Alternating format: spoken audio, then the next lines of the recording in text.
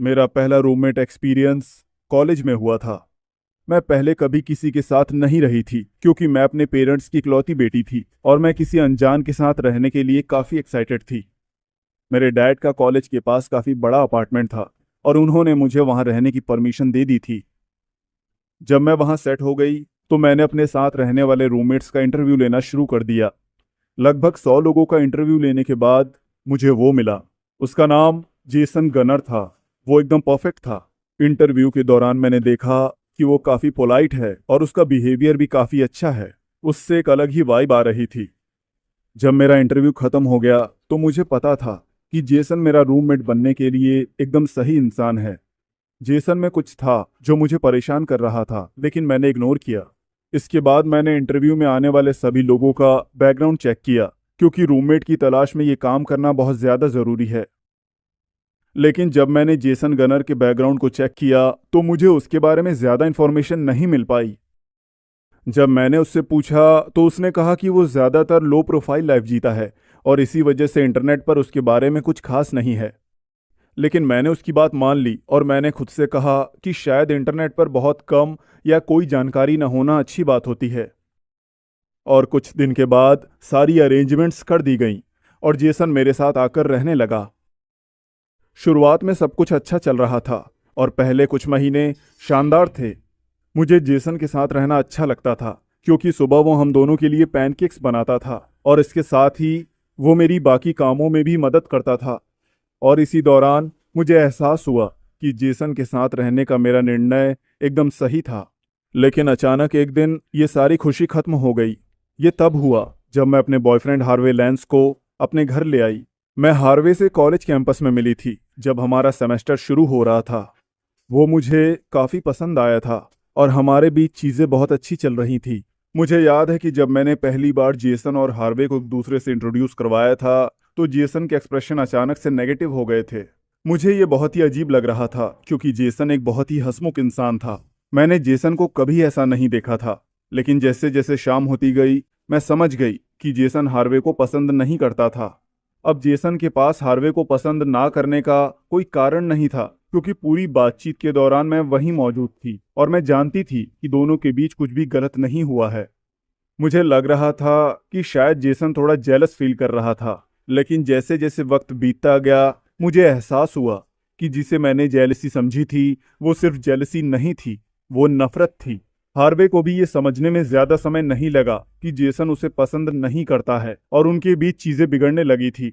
हालात और बिगड़ने लगे जब जेसन ने अजीब व्यवहार करना शुरू किया। वो लगातार डेट्स पर हमारा पीछा करने लगा जब भी हम बाहर जाते थे।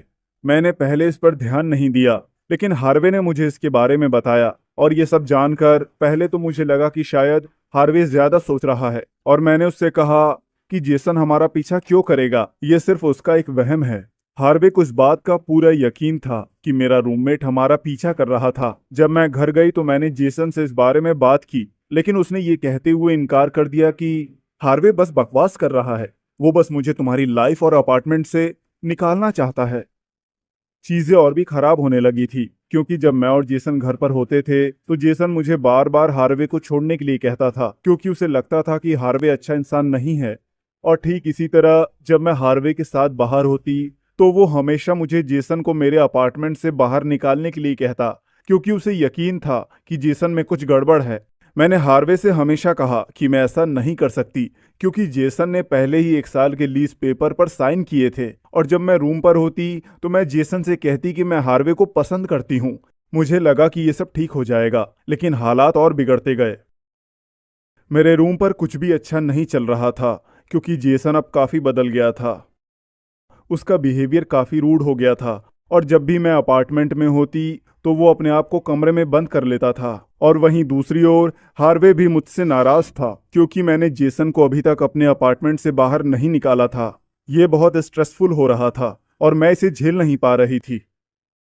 मैं अभी कॉलेज के फर्स्ट ईयर में ही थी और इन दोनों लड़कों की वजह से काफ़ी तनाव महसूस कर रही थी। मेरे पास इन सब के लिए समय नहीं था, इसलिए मैंने उन दोनों को अपनी ज़िंदगी से निकालने का फैसला लिया। मैंने सोचा जेसन को इंटरेस्ट के साथ रेंट की अमाउंट वापस कर दूंगी और जल्द से जल्द उसे अपार्टमेंट खाली करने के लिए कहूंगी। लेकिन जब मैं अपार्टमेंट पहुंची तो मैंने उन दोनों को चिल्लाते हुए सुना। हॉलवे से मैंने सुना कि जेसन और हार्वे एक दूसरे को गालियां दे रहे थे और जेसन बोल रहा था, मैं पूरी कोशिश कर रहा था कि हमारे बीच सब कुछ सही रहे, लेकिन तुमने बीच में आके सब कुछ बर्बाद कर दिया। उसके बाद हार्वे ने जवाब दिया, मैंने कुछ भी नहीं किया, ये तुम्हारी वजह से हुआ है, गलती तुम्हारी है। तुम बस एक साइको रूममेट हो जिसने हमारी डेट्स पर हमारा पीछा किया था। तुम समझते क्यों नहीं कि तुम एक रूममेट हो और उससे बढ़कर कुछ भी नहीं हो। इसके बाद जेसन ने कहा, वो किसी और की नहीं सिर्फ मेरी है, लेकिन ये बात वो नहीं जानती। हम दोनों के बीच में कोई नहीं आ सकता, यहां तक कि तुम भी नहीं। मैंने बहुत सुन लिया था और इसके तुरंत बाद मैं अंदर गई और कहा, बस बहुत हुआ। जेसन, तुम बहुत बदल गए हो और सच कहूं तो तुम बहुत ही घटिया इंसान हो। तुम यहां से निकल जाओ। उसके बाद जेसन ने शांति से कहा, मैं कहीं नहीं जाने वाला मेरी प्यारी एलिजाबेथ, तुम सिर्फ और सिर्फ मेरी हो। ये बोलते वक्त उसकी आंखें बहुत ही भयानक लग रही थी। मैं डरने लगी। और फिर हार्वे ने कहा, तुम्हारी दिक्कत क्या है यार? क्या तुमने अभी सुना नहीं कि उसने क्या कहा? तुम यहां से दफा हो जाओ वरना मुझे कुछ करना होगा। तभी जेसन पूरे पागलपन के साथ हार्वे पर कूद गया। वो थोड़ी देर के लिए एक दूसरे से लड़ते रहे कि तभी हार्वे ने जेसन को उसके पैरों से गिराने की कोशिश की। जेसन फर्श पर गिर गया और हार्वे ने मेरी तरफ मुड़ के कहा, एलिजाबेथ, पुलिस को कॉल करो, यह आदमी साइको है। मैं अपना फोन ढूंढने लगी लेकिन मुझे मेरा फोन नहीं मिल रहा था। और ये देखकर जैसे ही हार्वे मेरी मदद के लिए आगे बढ़ा, मैंने जेसन को देखा। वो काफी गुस्से में था और उसने बहुत जोर से हार्वे को धक्का दे दिया। हार्वे फिसल गया और एक शीशे वाली टेबल से उसका सिर टकरा गया। वो इतनी जोर से टकराया था कि शीशा टूट गया था और मैंने देखा कि हार्वे कुछ बोल नहीं रहा था। ये सब देखकर मैं बहुत ज्यादा सहम गई थी और मुझे यकीन था कि हार्वे मर चुका है। ये एक एक्सीडेंट था क्योंकि मुझे पता था जेसन उसे मारना नहीं चाहता था, लेकिन जो भी हो धक्का तो उसी ने दिया था। और इसी बीच मुझे फोन मिल गया था। मैंने 911 पर कॉल किया, लेकिन जैसे ही मैंने नंबर डायल किया जेसन ने मेरा फोन छीन लिया। ये तुम क्या कर रहे हो? हमें पुलिस को बुलाना होगा। मैंने देखा कि जेसन की आंखों में डर था। नहीं, तुम ऐसा नहीं कर सकती, मैं फिर से जेल नहीं जाना चाहता।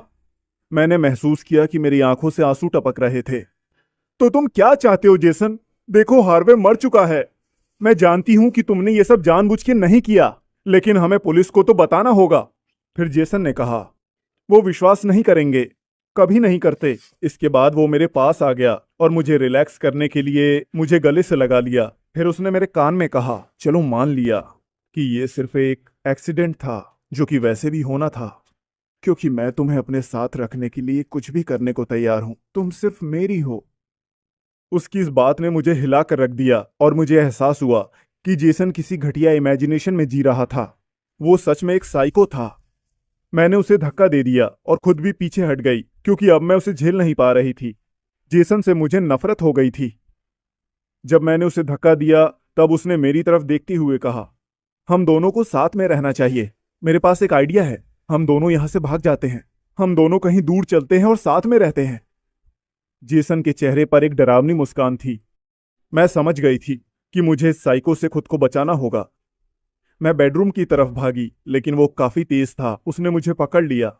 उसने मुझे दरवाजे की तरफ खींचना शुरू कर दिया, लेकिन तभी हमने सायरन की आवाज सुनी। मुझे राहत मिली। मुझे एहसास हुआ कि मेरा कॉल लग गया था और मैं बचने वाली थी। पुलिस ने अपार्टमेंट को चारों तरफ से घेर लिया था। इसके बाद मैंने जेसन को हार मानने और दरवाजा खोलने के लिए कहा, लेकिन उसने मेरी आंखों में देखा और कहा, तुम्हारे बिना मैं इस दुनिया में नहीं रह सकता। मैं बहुत ज्यादा डर गई थी और तभी वो खिड़की से बाहर कूद गया और उसकी डेथ हो गई। उस दिन वहां 2 मौतें हुई और मैं अकेली बच गई। मैंने पुलिस को सारी बातें बताई और इन्वेस्टिगेशन की गई। हार्वे के माता पिता ने मुझे दोषी ठहराया। मैं अच्छी तरह से जानती थी कि हार्वे और जेसन को मिलाना मेरी सबसे बड़ी गलती थी। और इसके बाद मैं जेसन के पिताजी से भी मिली। वो एक अच्छे इंसान थे और मुझसे मिलकर माफी मांगना चाहते थे। मैं ये जानकर हैरान हुई कि वो मुझसे माफी मांगना चाहते थे। और जब हम मिले तो उसके पिताजी ने मुझे बताया कि जेसन को एक मानसिक बीमारी थी। जेसन को ऑब्सेसिव कंपल्सिव पर्सनैलिटी डिसऑर्डर की बीमारी थी। इस बीमारी के कारण वो लोगों से ऑब्सेस्ड रहता था और खासकर महिलाएं, वो उन पर अपना हक जताता था। इसके बाद उन्होंने कहा कि जेसन एक अच्छा लड़का था जिसने इस बीमारी से लड़ने की बहुत कोशिश की थी और वो अच्छा कर भी रहा था, लेकिन उसके साथ भयानक घटनाएं भी हुई थी और इसी वजह से उसके ऊपर मारपीट जैसे कई बड़े केसेस चल रहे थे। इसके बाद मैंने पूछा कि जब मैंने जेसन के बैकग्राउंड को चेक किया तब ये सब केसेस सामने क्यों नहीं आए। उन्होंने बताया कि ऐसा इसलिए क्योंकि उसने अपना लास्ट नेम बदल लिया था, क्योंकि वो अपने आप को बदलना चाहता था। ये खुलासे चौंकाने वाले थे। जब ये केस खत्म हो गया तो मैंने कॉलेज से ब्रेक लेने का सोचा। ऐसा मैंने इसलिए किया क्योंकि मैं इस ट्रॉमा से उबरना चाहती थी। इस घटना को मैं शायद अपनी जिंदगी में कभी ना भूल पाऊं। इस अनुभव ने मेरी आंखें खोल दी क्योंकि मैंने पहली बार महसूस किया कि आप असल में किसी को नहीं पहचान सकते।